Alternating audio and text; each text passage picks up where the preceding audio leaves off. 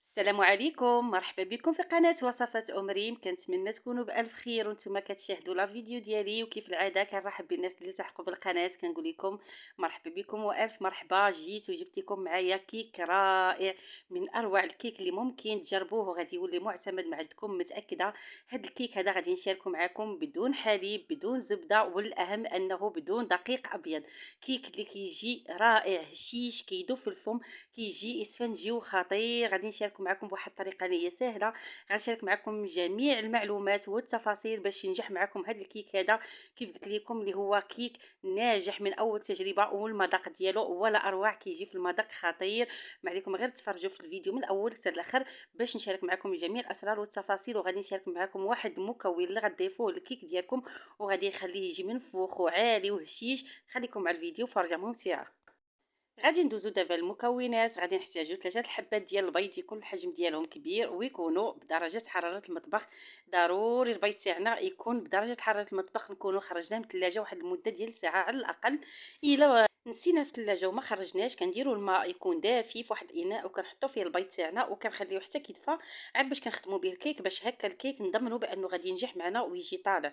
غادي نحتاجو كاس ديال سكر سنيده، وغادي نحتاجو قبصه ديال الملحه وساشي ديال الفاني من وزن 7 غرام. هنا انا درت بالطراب الكهربائي، اللي ما متوفرش عليه غادي تخدموا غير بالخلاط ولا بالطراب اليدوي. غادي تخدموا هاد المكونات مزيان حتى كيتبدل اللون ديالهم، كيصبح اللون ديالهم ابيض وكيصبحوا كيصبح الخليط عندنا كريمي، يعني عاقد واحد شويه كيف غتشوفوا معايا. ضروري كنخدموا هاد المكونات مزيان باش كنضمنوا النجاح ديال الكيك. وكيف قلت لكم اللي ما متوفرش على الطراب الكهربائي راه غادي تخدموا غير بالخلاط ديالكم، غديروا فيه جميع المكونات وطحنوهم. هنا عندي كاس ديال الزيت، وبالنسبه للزيت كنضيفو بالتدريج كيف كتشوفوا معايا. كنضيف الزيت وانا كنخلط في المكونات باش هكا كينسجموا لي المكونات مع بعضياتهم مزيان. بالنسبه لهاد الكيك هذا البنات باش تضمنوا بانه غيجيكم كيف حصلت عليه انا، كيجي عالي وكيجي مهوي من الداخل وخفيف ومنفوخ وهشيش وكيجي رائع. غادي تجربوه غادي تشكروني عليه. غير هي البنات خدموا المكونات، عطيو كل مكون عطيو حقه. هكا ملي كتكونوا كتخلطوا كل مكون عطيو حق ديالو حتى ينسجموا لكم المكونات كاملين. وهنا غادي نضيف معكم هاد هاد المكون هذا اللي كيخلي الكيك ديالنا كيجي هشيش ورطب بزاف وكيزيد واحد المذاق وواحد اللذه. غنديروا كاس من هاد اللبن البنات. هاد اللبن اللي كيتباع في العلبه كناخذ منه كاس، نفس الكاس باش عبرنا الزيت والسكر كناخذوا كاس ديال اللبن. صافي غادي نخلط هاد المكونات مزيان. غير جربوا البنات اللبن في الكيك كيجي خطير، كيجي زوين بزاف وكيخليه يجي هشيش ورطب. وحتى الكيك كيبقى معكم واحد المده ديال اسبوع ما كينشفش وما كيقصحش نهائيا. هنا غادي نضيف نص كاس ديال الماء المعادي خديته من الروبيني، ضفت واحد نص كاس تاع الماء وخلطت المكونات مزيان. وهنا غادي نضيف الدقيق الاصفر او الدقيق الفينو البنات. ما كيف قلت لكم هذا الكيك هذا ما فيش دقيق الابيض نهائيا. بالنسبه للناس اللي ما كيبغيوش الدقيق الابيض فجربوا هذا الكيك هذا بالدقيق الاصفر الفينو. كيجي واحد الكيك اللي خطير، كنقولها وكنأكد عليها البنات. كيجي واحد الكيك اللي رائع بزاف بزاف بزاف. كيجي واحد الهشاشه فيه، كيجي هشيش وفتي وكيدوب في الفم، وفي نفس الوقت كيجي عالي. وكيف قلت لكم كيبقى معكم واحد المده ديال اسبوع او اكثر، ما كيخسرش نهائيا، ما كينشفش وما كيقصاحش. هنا درت 3 ساشيات ديال الخميره او بيكين باودر من وزن 8 غرام، المجموع ديالهم 24 غرام ديال الخميره ديال الحلويات. صافي وغادي نخلط المكونات كاملين. بالنسبه للقياس تاع الدقيق الاصفر البنات انا كنت عابره 250 غرام تاع الدقيق الاصفر وغربلتهم كيف كتشوفوا معايا. ضروري كنغربلوا اي نوع تاع الدقيق كنديروه كنغربلوه. من بعد زدت واحد 2 معالق كبار تاع الدقيق الاصفر، يعني درت 250 غرام زائد واحد 2 معالق تاع الدقيق. وكيبقى على حساب النوعيه تاع الدقيق تاعكم واش كيتشرب ولا ما كيتشربش. المهم على حسب النوعيه ديالكم، على حسب الحجم ديال البيض واش كبير ولا لا. كيف قلت لكم انا 250 غرام زائد 2 معالق كبار من هاد الدقيق الاصفر اللي درت اللي هزت ليا هاد المكونات هادو. وهنا ضفت قياس واحد المعلقه صغيره ديال الخل الابيض، ممكن ديروا اي خل عندكم حتى الخل كيعطينا واحد الانتفاخ للكيك ديالنا كيخليه هشيش. صافي هنا خذوا اي مول بغيتو، سواء مول طويل سواء المول اللي داير او مربع اللي بغيتو. انا اختاريت هذا الاطار عندي، غلفته من التحت بالبلاستيك الغذائي وحطيته في البابي كويسو. هاكا فوق لاطا، وغادي ندخلو للفران بعد ما فرغت فيه الكيك تاعي بهذا الشكل هذا. هنا غادي نديرو واحد المجموعه تاع المكسرات البنات. ديروا اي نوع عندكم تاع مكسرات. انا هنا درت شويه تاع اللوز اللي هرمشته، اللوز هكا خضر، هرمشته في الهاشواغ ودرت واحد الكميه. بالنسبه للمكسرات ديروا القياس اللي بغيتو والنوع اللي عندكم ديروه، كتجي خطيره البنات. ولكن كنأكد على التمر والكركاع ضروري ديروهم، لانهم هما اللي كيعطيونا واحد المذاق زوين. ومن بعد كتضيفوا اي نوع تاع المكسرات، ممكن ديروهم غير هما وتكتفيو بهم، ممكن تزيدوا اي حاجه بغيتو. كيف غتشوفوا معايا هنا درت انا هنا اللوز، درت التمر، واحد الكميه تاع التمر اللي قطعتهم هكايا مربعات صغيورين وضفتهم. غادي نضيف شويه ديال الكركاع او جوز الهند، حتى هو اللي غادي نديرو هكا واحد الطريفات، غادي نقطعهم غير باليد ديالي طريفات وكنضيفهم من الفوق كيف كتشوفوا هكايا.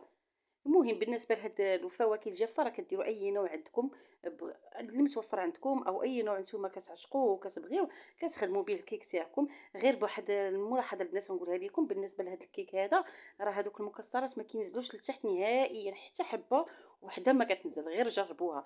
بالنسبه للبنات اللي كيديروا هكا المكسرات وكينزلوا لهم في القاع ديال الكيك هادي لا، كيبقى كلشي في الوجه تاع الكيك. درت هنا حبيبات تاع الشوكولاط، ودرت هنا واحد الكميه تاع اللوز افيري. كيف قلت لكم راه كل حاجه كندير منها غير شويه. هكا راه جاتني تبارك الله الكيكه عامره بالمكسرات، جا الوجه تاعها كله مغطي، وحتى ملي طابت وكنبغيو نتناولوا هكا الكيك كنلقاو واحد الكميه اللي معقوله تاع المكسرات. هنا كندير واحد الرشه ديال القرفه اللي كتزيدها لذه وكتعطينا واحد المذاق زوين في الكيك ديالنا. صافي هادشي اللي درت. كيف كتشوفوا درت اللوز، درت الكركاع، ودرت التمر، درت شويه تاع الزبيب، درت شويه تاع حبيبات الشوكولات، ودرت اللوز افيلي. كيف كتشوفوا هذا هو الشكل تاع الكيك تاعي. دخلتها الفران. بالنسبه للفران سخنته من قبل، ومن بعد ما دخلت ليه الكيك درته على درجه الحراره 180، شعلت عليها غير من التحت حتى بانت هي تحمرت من دوك الجنيبات. صافي من بعد هبطتها واحد 5 تاع الدقائق، الوجه تاعها تا هو تحمر وخرجتها. وكيكون هذا هو شكل الكيك تاعي من بعد ما حيدت ليها المول. غادي نقلبها هنايا باش نوريكم الشكل تاعها النهائي كيفاش كتجي البنات محمره كيف كتشوفوا معايا، راه كتجي رائعه. بالنسبه للمول البنات تاعكم دهنوه بالزيت ولا بالزبده، ورشوه بنفس الدقيق الصفر، ما ديروش الدقيق الابيض نهائيا. هذاك الدقيق الصفر كيخلي الكيكه من التحت ومن الجوانب كتجي اللون ديالها احمر بزاف. كيف كتشوفوا كيجي اللون تاعها مذهب. صافي غادي نقلبها انا في هاد الطبسي اللي غادي نقدمها فيه ونوريكم الشكل تاعها النهائي كيف كتجي البنات، كتجي رائعه. شوفوا لي المكسرات ما كينزلوش نهائيا الكيك من الداخل او في القاع تاع الكيك. بالنسبه للناس اللي كيبغيو هكا الكيك تاعهم يكونوا فيها نوع ديال المكسرات، جربوها بالدقيق الاصفر وتفكروني البنات. هنا خديت واحد شويه تاع العسل، هذا العسل الحر البنات ذوبته شويه وغادي نزين به الكيك تاعي. ممكن ديروا غير ناباج اللي ما متوفرش على العسل الحر او العسل العادي، غديروا غير شويه على الناباج وهكا كتزينوا به الكيك تاعكم، كدهنوه من الفوق باش هكا كتعطي واحد اللمعان من الفوق ديال الكيك. صافي انايا هنا زينتها بواحد شويه تاع العسل، غير واحد شويه، واحد قياس واحد المعلقه او 2 معالق. وكيكون هذا هو الشكل النهائي تاع الكيك تاعنا البنات. كتجي رائعه، الا قلت لكم رائعه راه رائعه فعلا وكتستحق التجربه. كتجي واحد الكيك اللي عاليه، الحجم تاعها كيجي عالي بزاف، كتجي هشيشه وخفيفه وقطنيه من الداخل اسفنجيه كيف كتشوفوا معايا، وكتجي كلها فيها واحد اللون اللي هو مذهب، رائعه في المذاق وفي الشكل. كنتمنى باش تجربوها. هنا غنقطع معكم واحد الطريف باش نوريكم الشكل تاعها من الداخل كيفاش كتجي. كيك اللي ناجح مليون في المية بدون نقاش البنات. وكيف كتشوفوا اللي عجبني فيها اكثر هو المكسرات، ما كينزلوش لتحت نهائيا. كيف كتشوفوا معايا كيبقاو المكسرات كاملين في الوجه ديال الكيك تاعنا.